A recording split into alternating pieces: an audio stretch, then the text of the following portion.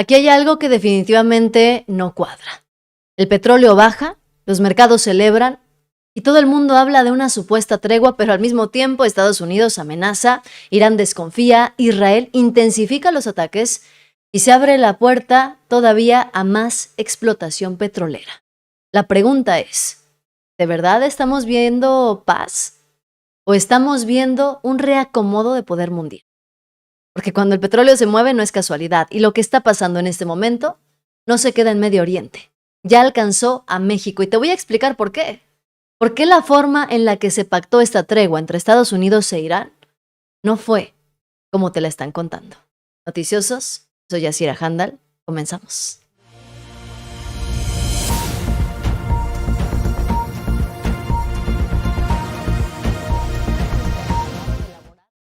Este acuerdo, en el último momento, casi cuando expiraba el plazo, hubo muchas negociaciones cruzadas y muchos actores de por medio. David Cacho, ¿cómo ha sido esa intrahistoria?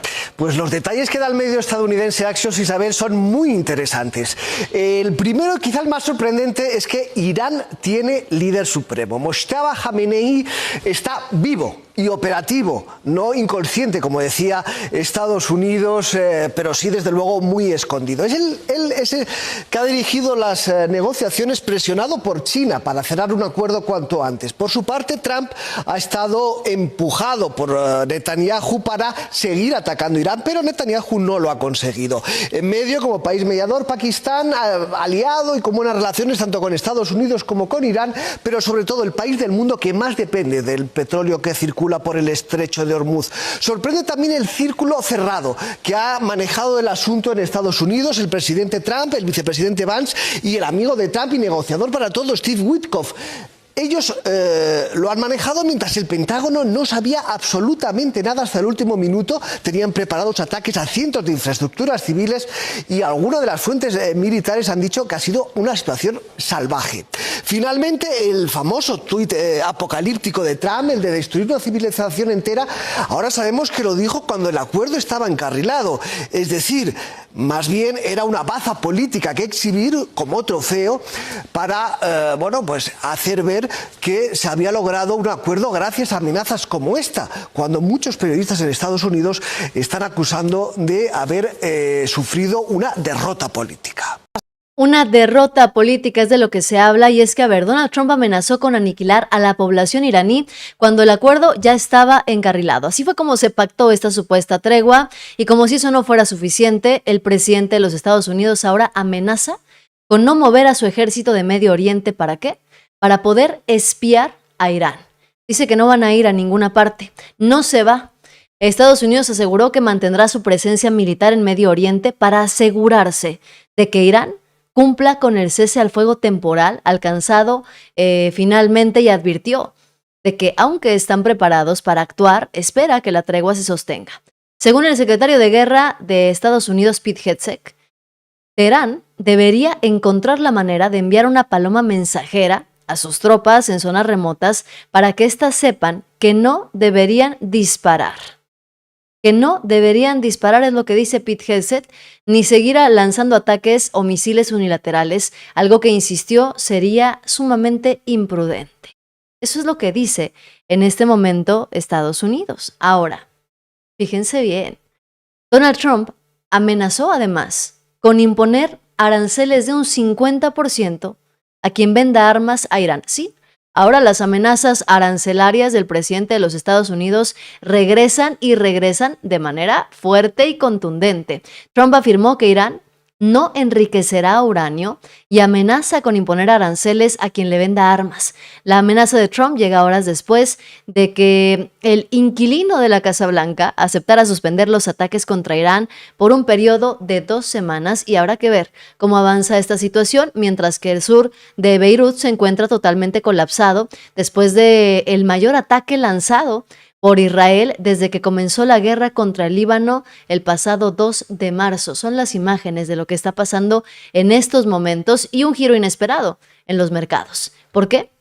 Porque el petróleo se desploma, sí. El precio del crudo cayó casi 18% tras señales de tregua en el conflicto con Irán. La baja fue de cerca de $93 por barril. La caída ocurre tras el anuncio de Donald Trump de aplazar los ataques.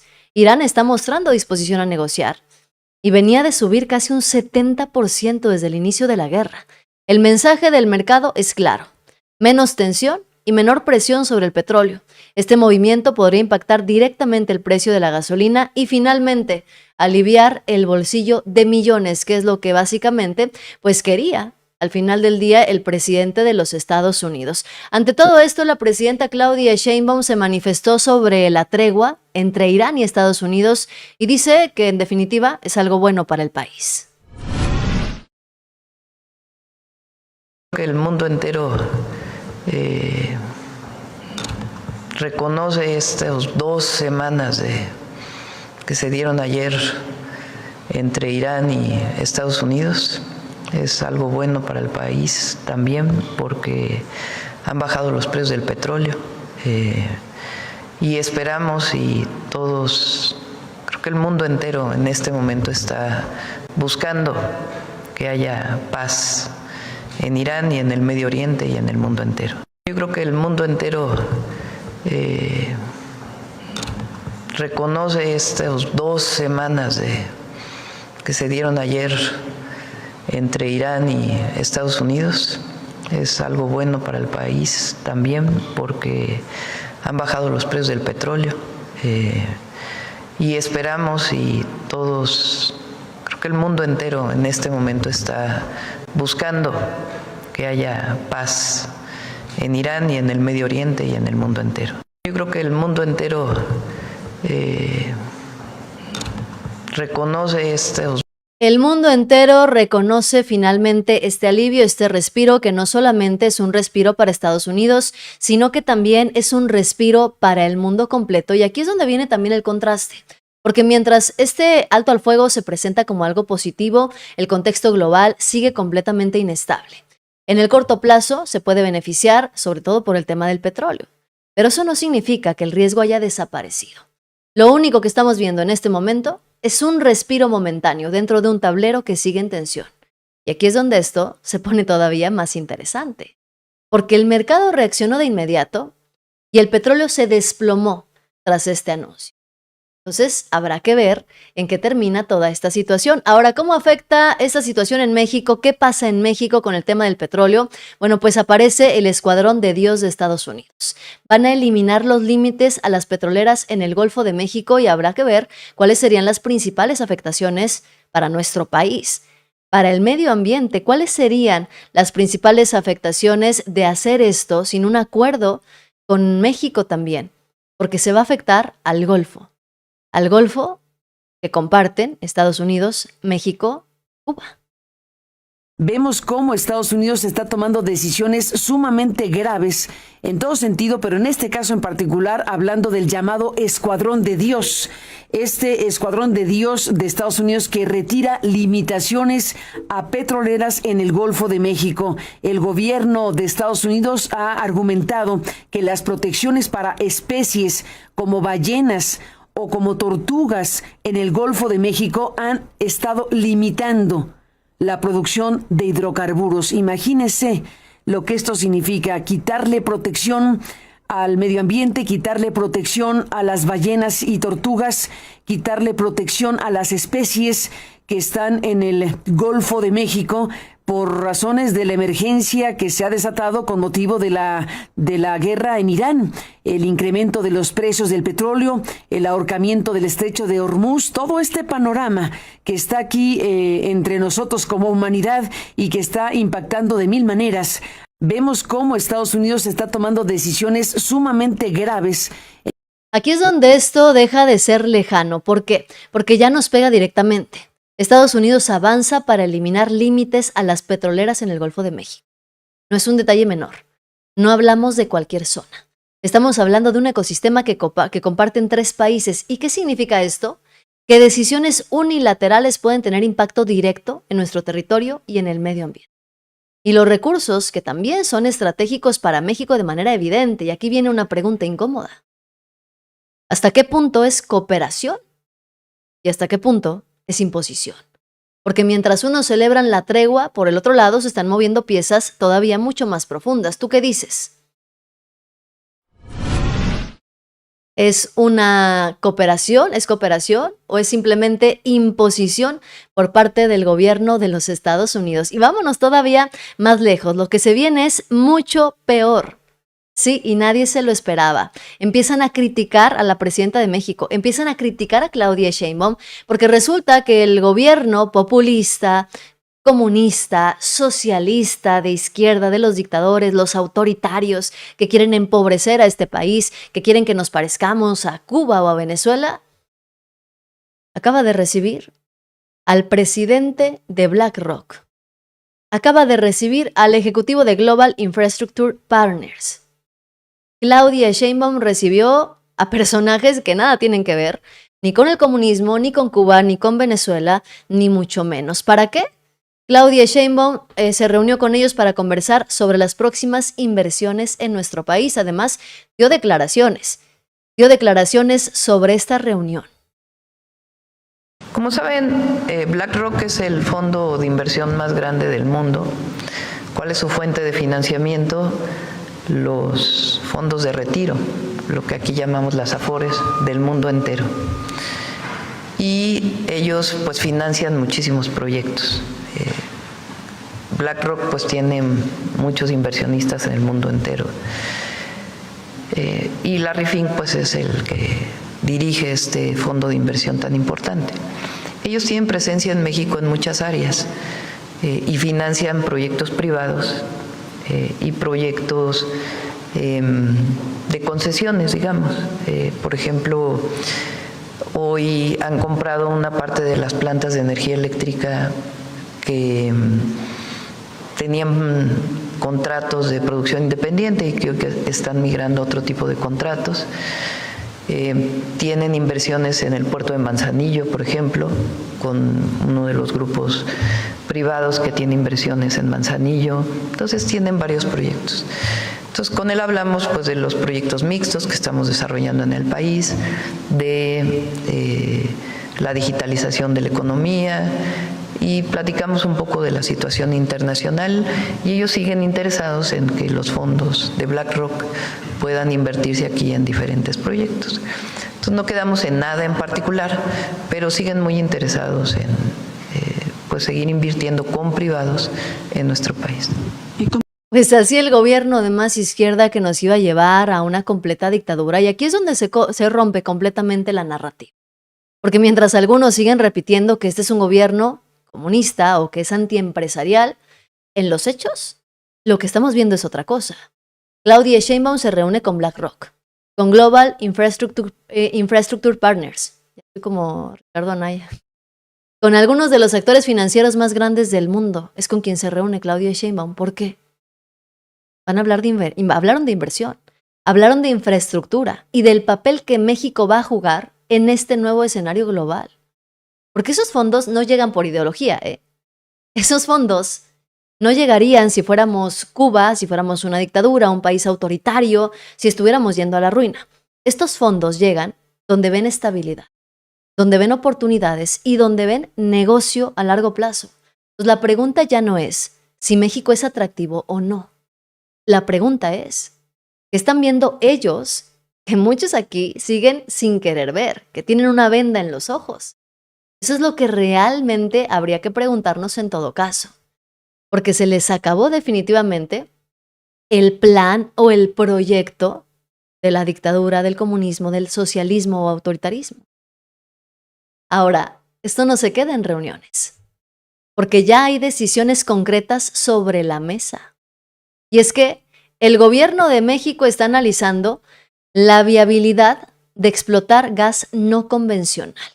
La presidenta Claudia Sheinbaum planteó discutir el desarrollo del gas no convencional en el país y anunció la creación de un comité científico con especialistas de la UNAM y del IPN con el objetivo de evaluar las condiciones técnicas del proyecto. ¿La oposición va a salir fúrica? Por supuesto que sí. ¿Con qué argumento la derecha mexicana se va a oponer ahora a que el país explote gas no convencional? ¿De dónde importamos gas? Principalmente de Texas. ¿De qué tipo de gas es? Pues es un gas que se llama no convencional, gas de lutita. Es decir, todo el gas que importamos viene de un tipo de explotación que tiene impactos ambientales, pero todo lo que importamos está a 100 metros de la frontera. ¿Tenemos gas convencional, de ese que viene con petróleo o gas no asociado? Sí tenemos, pero no mucho. Entonces, ¿qué estamos planteando? 3 acciones para el sector energético. Mayor eficiencia energética. Es decir, que no tengamos que cada vez tengamos equipos más eficientes que consuman menos energía, como estos. Los LED revolucionaron la iluminación en el mundo porque consumen mucho menos energía y duran mucho tiempo. Entonces, mayor eficiencia energética en todo, en equipos para la industria, en equipos para nuestras casas, con un programa de eficiencia energética que vamos a ir presentando y que ya va avanzando. Esto ya pasa del discurso a las decisiones, porque el gobierno de México está analizando la viabilidad de explotar gas no convencional, pero no de forma improvisada. Se va a hacer con un comité científico, con especialistas de la UNAM y del IPN, porque esto es importante, que toca un punto clave, la dependencia energética. México sigue importando gas y eso también es vulnerabilidad. Ya lo vimos con el petróleo, dijeron es innecesario, no sirve de nada, hay que vender Pemex. Se trabajó por la soberanía energética y gracias a eso México no entró en crisis con la guerra en Irán. Entonces, ahora hay una vulnerabilidad en nuestro país porque importamos el gas. Se va a trabajar en eso. Y aquí viene el choque que ya conocemos. Porque cada vez que se habla de producir energía en el país, aparece la discusión política. Pero la pregunta de fondo es otra. ¿Seguir dependiendo del exterior o empezar a tomar el control de los recursos propios? ¿Qué es lo que debería hacer en realidad el gobierno? Porque la oposición quiere que dependamos 100% del exterior. ¿Pero qué quiere la gente? ¿Que se tome el control de los recursos por parte del gobierno o que sigamos dependiendo de los Estados Unidos en todo sentido? Déjame tus opiniones, tus comentarios. Ahorita hablamos de BlackRock porque claro que van a traer inversiones, ya tienen inversiones en México, pero eso no quiere decir que BlackRock sea una institución, una empresa o una organización 100% de fiar. Eso queda clarísimo. Ahorita vamos a tocar ese tema, veme dejando aquí tus opiniones y tus comentarios. Mientras tanto, Irán advierte que no confía en los Estados Unidos. A ver, esto solamente confirma la tensión. La Guardia Revolucionaria de Irán advirtió que no confía en Estados Unidos y aseguró que responderá ante cualquier agresión. Imagínense, esto está confirmadísimo. Incluso dicen que durante el alto al fuego vigente van a estar pendientes. El cuerpo militar afirmó que mantiene el dedo en el gatillo y que están listos para reaccionar con mayor intensidad si consideran que hay ataques de Estados Unidos o de Israel.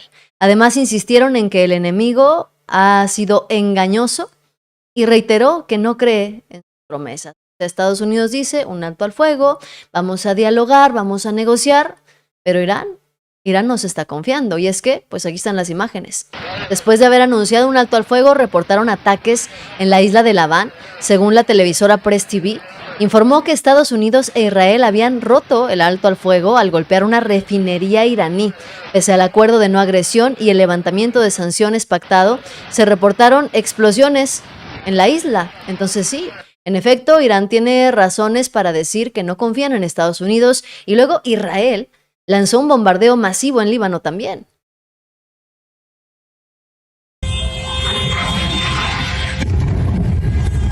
Cerca de 160 bombas en 10 minutos sobre el Líbano, en el mayor ataque desde que inició el conflicto, según informes locales. El saldo asciende hasta este momento a por lo menos 87 muertos y 722 heridos. Entonces, tiene razón Irán en decir que no confía en los Estados Unidos. Parece ser, sí, tienen toda la razón en decir esta situación. Mientras tanto, en México En México, la presidenta Claudia Sheinbaum finalmente se posicionó sobre la decisión de la Suprema Corte de Justicia de determinar que la Unidad de Inteligencia Financiera pueda congelar cuentas cuando existan indicios de lavado de dinero. La oposición dice que te van a congelar tus cuentas nada más si se le ocurre al gobierno de Morena o si le caes mal a un político. Pero la realidad, completamente distinta. Esta es una... la resolución de la Corte fue a favor de lo que ya había definido un magistrado de circuito, ¿no? Previamente. ¿Qué es la UIF? La UIF es la Unidad de Inteligencia Financiera que está en la Secretaría de Hacienda. ¿Cuál es la función de la UIF? Evitar el lavado de dinero, hacer investigaciones para que no haya lavado de dinero, sea por corrupción, o por delincuencia organizada, o por delincuencia de cuello blanco. Entonces, la labor de la UIF es garantizar el sistema financiero nacional y evitar el lavado de dinero. Para eso, pues, tiene que estar investigando de manera permanente. La UIF siempre ha tenido esta facultad, siempre la ha tenido. Lo que pasa es que la Corte fue definiendo una serie de limitaciones para la UIF. Entonces, la UIF nunca en la historia le ha cerrado la cuenta a un empresario, empresaria, a nadie que no esté implicado en lavado de dinero. Nunca en la historia. Nunca. ¿Qué es lo que había pasado con lo que había determinado la Corte antes? Pues la UIF ya no podía, no se llama congelar, ellos le llaman inmovilizar, porque son medidas administrativas. Quien congela cuentas es la Fiscalía General de la República. Entonces la UIF inmovilizaba cuentas, de inmediato venía un amparo, al amparo le daban la suspensión de manera automática, sacaban todo el dinero de la cuenta y entonces el trabajo de la UIF pues quedaba prácticamente inhabilitado. Fíjense, resulta que mientras allá afuera seguía la tensión, pues la Unidad de Inteligencia Financiera estaba tomando decisiones fuertes, ¿no? Se van a poder congelar las cuentas, sí, pero solo si existen indicios de lavado de dinero. Claudia Sheinbaum ya respaldó la medida. Y aquí el choque es clarísimo, porque por un lado se plantea como una herramienta para combatir operaciones ilícitas, pero por el otro la oposición está asustadísima, porque piensan que van a ir en contra de sus cuentas. ¿Será porque tienen relaciones con lavado de dinero o con operaciones ilícitas? ¿Quién sabe? La discusión real no es si se combate el delito o no. La discusión es ¿a qué le tiene miedo la oposición? Porque el gobierno está ofreciendo que las medidas se apliquen con controles claros, sin afectar a quien no corresponde. Medidas para que tú puedas pues comunicarte con las instancias correspondientes si te llegan a bloquear tu cuenta, que en teoría tiene que ser únicamente por motivos comprobables, por investigaciones abiertas de la Unidad de Inteligencia. Pero la oposición sigue con su narrativa y Claudio X González arremete contra los mexicanos, porque mientras se discuten decisiones importantes, hay voces que están diciendo algo todavía más polémico. Ve nada más lo que dice Claudio X González, que le dice a los mexicanos que son apáticos, que somos desinformados y que los empresarios mexicanos además son mediocres y poco competitivos. Así les dice Claudio X González, quien en algún momento fuera líder de la oposición. Dice, México es el colmo del subdesarrollo. Tiene, como muy pocos países en el mundo, el capital físico, el talento humano y una situación geoestratégica privilegiada para lograr el desarrollo. Sin embargo, derrocha su potencial con un gobierno incompetente y corrupto, una ciudadanía, ojo, una ciudadanía desinformada y apática y un empresariado silente y poco competitivo. Así es como se dirigen hacia los mexicanos. Así es como Claudio X González y la oposición piensan que es la gente en este país. Y no solamente eso, sino que lo peor del caso es que la oposición no solamente cree que los mexicanos son incompetentes, que son desinformados, que son apáticos, que son mediocres o poco competitivos, sino que además están seguros de que son somos los mexicanos tontos e ignorantes. ¿Por qué? Porque repartieron con muchísimo gusto el informe de la ONU que hablaba sobre la desaparición forzada. Bueno, pues resulta que el informe de la ONU revela que entre 2009 y 2012, por ejemplo, autoridades de Coahuila secuestraron para un grupo criminal, para los Zetas. ¿Por qué eso no lo dice la oposición? ¿Por qué le están aventando la bolita solamente al gobierno de López Obrador y de Claudia Sheinbaum, sin reconocer que el informe de la ONU prácticamente se basa en sus gobiernos, en sus estados? Coahuila no está solo en el banquillo, porque en ese mismo cajón la ONU metió a Jalisco, a Guanajuato, a Baja California, a Sonora, Tamaulipas, Veracruz, Tabasco y Morelos. Básicamente medio país en la lupa, pero del 2009 al 2017, antes de que la 4T comenzara a gobernar. Y ahí es donde se destapa el verdadero escándalo. Imagínense ustedes, esto es tremendo, La ONU habló de esta situación y de lo que pasó en Coahuila. Coahuila no está solo y se pone peor. Vean nada más esto. El mayor campo de exterminio en México.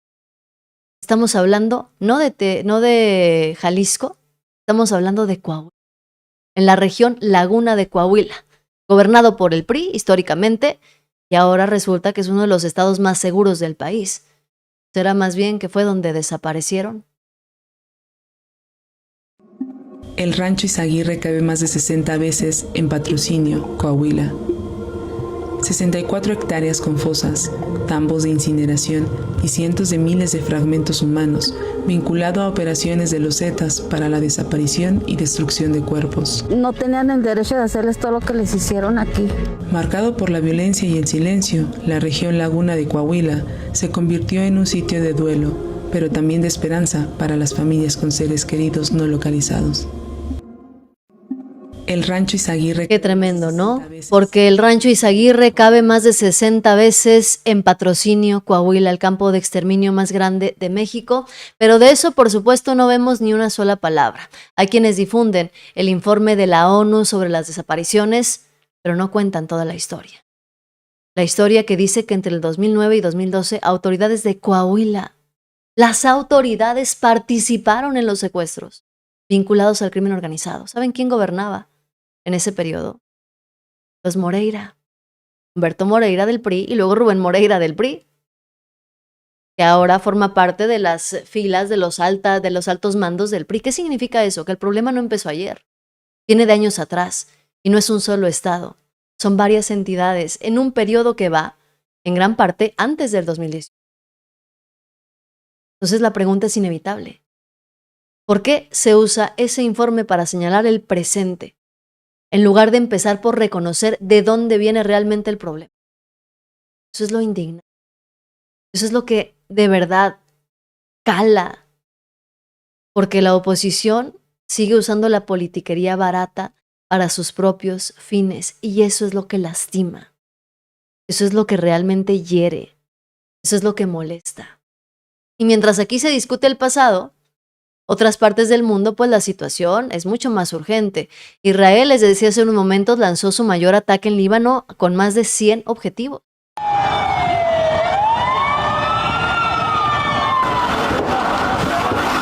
El ejército israelí ejecutó bombardeos simultáneos en Beirut, el Valle de las Beca y el sur de Líbano, alcanzando más de 100 objetivos ligados a Hezbollah en su mayor ataque desde el 2 de marzo.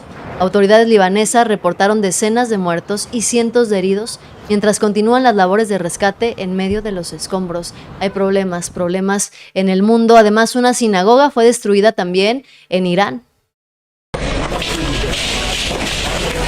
Medios estatales iraníes aseguran que una sinagoga en el centro de Teherán quedó severamente dañada tras un ataque y difundieron imágenes del lugar con afectaciones también en edificios residenciales cercanos. Israel rechazó la acusación. Un funcionario israelí dijo a The Times of Israel, bajo anonimato, que su país no ataca sinagogas. Hasta ahora no hay confirmación independiente, concluyente, sobre la naturaleza exacta del inmueble, ni sobre las circunstancias del impacto, pero está claro que pues esa pausa que se hizo, esa pausa a la guerra, pues todavía está como en diremos. Se anunció también que Irán había suspendido el paso de petroleros por el estrecho de Hormuz tras este ataque israelí en Líbano, luego que siempre no, que mejor sí lo estaban abriendo, y luego Donald Trump se volvió a lanzar contra la OTAN. La OTAN no estuvo ahí cuando la necesitábamos, dice el presidente de los Estados Unidos, que emitió un mensaje señalando la falta de respeto de la organización internacional ante las necesidades de su país. Trump hizo referencia a Groenlandia, catalogándola como un territorio de hielo con una muy mala gestión. O sea, Donald Trump ahora está enojado y, digámoslo así, tremendamente enojado, pero con la OTAN. Mientras que en la Casa Blanca dicen que lo que más le importa al presidente de los Estados Unidos son los resultados. Yesterday threatened that a whole civilization would die if a ceasefire deal wasn't reached. Understanding that Iranian leaders have previously said death to America, but why is it appropriate for the President of the United States to use that kind of language when talking about civilian targets? And was the President mocking Islam by signing off his Truth Social post over the weekend, praise be to Allah? Wouldn't that antagonize Muslim allies across the world? Well, I understand the questions about the president's rhetoric, but what the president cares most about is results. And in fact, his very tough rhetoric and his tough negotiating style is what has led to the result that you are all witnessing today. Yesterday threatened that a whole civilization would die if a ceasefire deal wasn't reached. Understanding that Iranian leaders Pues así la situación y el control de daños prácticamente de la Casa Blanca, mientras J.D. Vance dice que el alto al fuego contra Irán pues nunca incluyó el Líbano y que por eso son los bombardeos. I actually think, and there's a lot of bad faith negotiation and a lot of bad faith, propaganda going on. I think this comes from a legitimate misunderstanding. I think the Iranians thought that the ceasefire included Lebanon, and it just didn't. We never made that promise. We never indicated that was going to be the case. What we said is that the ceasefire would be focused on Iran, and the ceasefire would be focused on America's allies, both Israel and the Gulf Arab states. Now, that said, the Israelis, as I understand it, again, I'm supposed to get a fuller report when I get on the plane, have actually offered to be, frankly, to check themselves a little bit in Lebanon because they want to make sure that our negotiation is successful. That's not because that is part of the ceasefire. I think that's the Israelis trying to set us up for success, and we'll, of course, see how that unfolds in the next few days. But look, if Iran wants to let this negotiation fall apart in a conflict where they were getting hammered over Lebanon, which has nothing to do with them and which the United States never once said was part of the ceasefire, that's ultimately their choice. We think that would be dumb, but that's their choice. I actually think, and there's a lot of bad faith negotiation and a lot of bad Pues Líbano no estaba incluido en las negociaciones, dice J.D. Vance, mientras que Pete Hegseth dice que Donald Trump estaba listo para bombardear los puentes iraníes, pero pues que él es tan bueno que mejor eligió la misericordia. You see, had Iran refused our terms, the next targets would have been their power plants, their bridges, and oil and energy infrastructure. Targets they could not defend and could not realistically rebuild. It would have taken them decades, and we were locked and loaded. They couldn't defend against it. President Trump had the power to cripple Iran's entire economy in minutes, but he chose mercy. He spared those targets because Iran accepted the ceasefire under overwhelming pressure. The new Iranian regime understood that a deal was far better than the fate that awaited them. Pues así las cosas. La misericordia de Trump ayudó a que no ocurrieran cosas peores en Medio Oriente. Imagínense ustedes después de la muerte de un montón de niñas en un colegio que fue atacado como inicio de esta guerra devastadora. ¿Ustedes qué opinan? Vayan dejándome sus mensajes, sus comentarios. Como siempre aquí los estoy leyendo, noticiosos. Suscríbanse, denle like y compartan para llegar a más personas como siempre lo hacemos. Yo soy Yasira Handal y tú ya lo sabes. Te voy a estar esperando con más información. Bye bye.